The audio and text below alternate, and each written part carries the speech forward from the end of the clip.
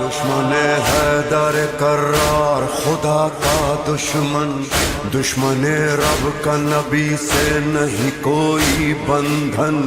ابن مرجانہ ہو ملجم ہو یا شمر جوشن،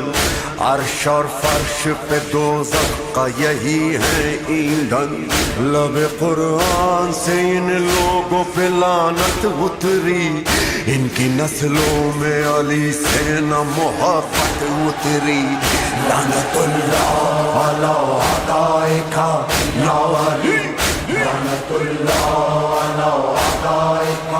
یا علی۔ ابن ملجم مولا کائنات کا جو ظالم جس نے مولا کو شہید کیا تھا، ابن رقہ باقاعدہ روایت کرتے ہیں کہ مسجد الحرام کے اندر بیٹھے ہوئے تھے کہ ہم نے دیکھا کہ مقام ابراہیم کے پاس لوگوں کا بہت زیادہ رش لگا ہوا، اور ایک عیسائی راہب ہے جو وہاں پر کھڑا ہوا اور اپنے اسلام لانے کا واقعہ بیان کر رہا ہے،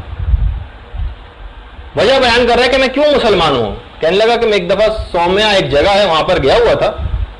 تو اچانک سے بالکل ویران جگہ تھی، میں نے دیکھا کہ بہت بڑا سا باز آیا ہے،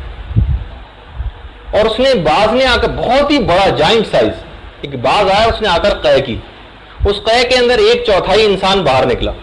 اور پھر دوبارہ اندر چلا گیا،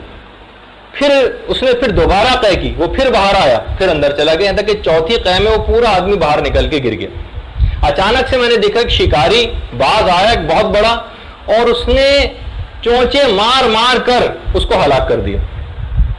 پھر وہ اس کو اڑا کر لے گیا، پھر دوبارہ ایسے ہی ہوا، پھر وہ آیا اس طرح سے پھر قے کی، پھر باہر نکلا، پھر اسے اس طرح سے مارا گیا۔ کہہ رہے ہیں اس کو دیکھ کر وہ راہب کہتا ہے کہ میرے رونگٹے کھڑے ہو گئے، میں بھاگ کر اس شخص کے پاس گیا اور پوچھا شخص تو کون ہے؟ کہا میرا نام ابن ملجم ہے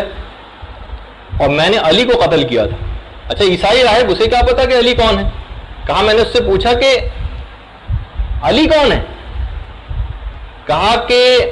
میں نے علی کو قتل کیا اور خدا نے اس پرندے کی ڈیوٹی قیامت تک اس بات کی لگائی کہ مجھے اسی طرح سے مار مار کے ہلاک کرتا رہے، اور یہ علی جس کا تم پوچھ رہے ہو یہ پیغمبر اسلام کے داماد، وصی، ولی، جانشین اور ان کے چچا کے بیٹے۔